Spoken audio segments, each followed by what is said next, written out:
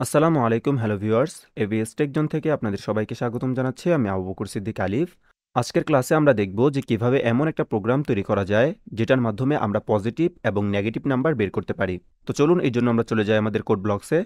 আমরা চলে আসলাম আমাদের কোড ব্লকসে।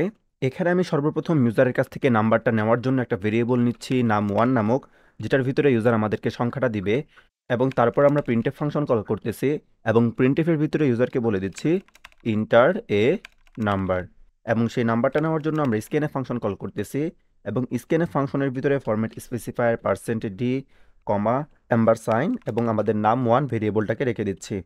এখন আমাদের কাজ শেষ। এখন জাস্ট আমরা চাই যে ইউজার আমাদেরকে যে সংখ্যাটা দিবে সেই সংখ্যাটা নেগেটিভ নাকি পজিটিভ সেটা আমরা নির্ণয় করব। সেজন্য আমরা কন্ডিশন দিয়ে দিই ইফ যদি নাম 1 সংখ্যাটা বড় হয় 0 থেকে, তাহলে আমাদের ইফ কন্ডিশনটা প্রিন্ট করে দিবে পজিটিভ, এবং সেটা যদি না হয় অর্থাৎ নাম 1 যদি নাম 2 থেকে বড় না হয়, সেক্ষেত্রে আমরা আরেকটা কন্ডিশন দিয়ে দিচ্ছি যে নাম 1 যদি ছোট হয় 0 থেকে, সেক্ষেত্রে আমাদের এই প্রিন্টএফটা প্রিন্ট করে দিবে নেগেটিভ। ওকে, আর এই দুইটা কন্ডিশনের কোনো কন্ডিশনে যদি সত্য না হয় সেক্ষেত্রে আমাদের ইলস প্রিন্ট হবে এবং ইলসের ভিতরে আমরা প্রিন্ট করে দিব 0। অর্থাৎ এটা দ্বারা কি বোঝাচ্ছে? এক্ষেত্রে এটা দ্বারা বোঝাচ্ছে যে সংখ্যাটা যদি নেগেটিভও না হয়, সংখ্যাটা যদি পজিটিভও না হয়, সেক্ষেত্রে সংখ্যাটা অবশ্যই 0। এখন যদি আমরা আমাদের কোডটাকে রান করি, তার আগে এখানে আমি কোটেশন মার্ক দিই নাই, কোটেশন মার্ক দিয়ে নিচ্ছি এবং তারপর যদি আমরা আমাদের কোডটাকে রান করি এবং একটা পজিটিভ নাম্বার দিয়ে দিই, আমি দিয়ে দিচ্ছি 50 এবং ইন্টার দেওয়ার পর দেখতে পারতেছি লেখা আসতেছে পজিটিভ এবং তারপর 0 প্রিন্ট হচ্ছে।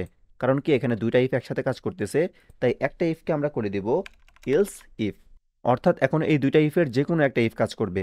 এখন যদি কোডটাকে রান করি এবং একটা পজিটিভ নাম্বার দিয়ে দেই, আমি দিয়ে দিচ্ছি 50 এবং ইন্টার দেওয়ার পর লেখা আসতেছে পজিটিভ, এবং তারপর যদি আবার রান করি এবং একটা নেগেটিভ নাম্বার দিয়ে দেই, আমি দিয়ে দিচ্ছি -50 এবং ইন্টার দেওয়ার পর লেখা আসতেছে নেগেটিভ, এবং এর কোনোটাই যদি না হয় অর্থাৎ কোডটা রান করার পর আমরা যদি দিয়ে দিই 0, তাহলে রেজাল্ট আসতেছে 0, অর্থাৎ সংখ্যাটা পজিটিভও না সংখ্যাটা নেগেটিভও না।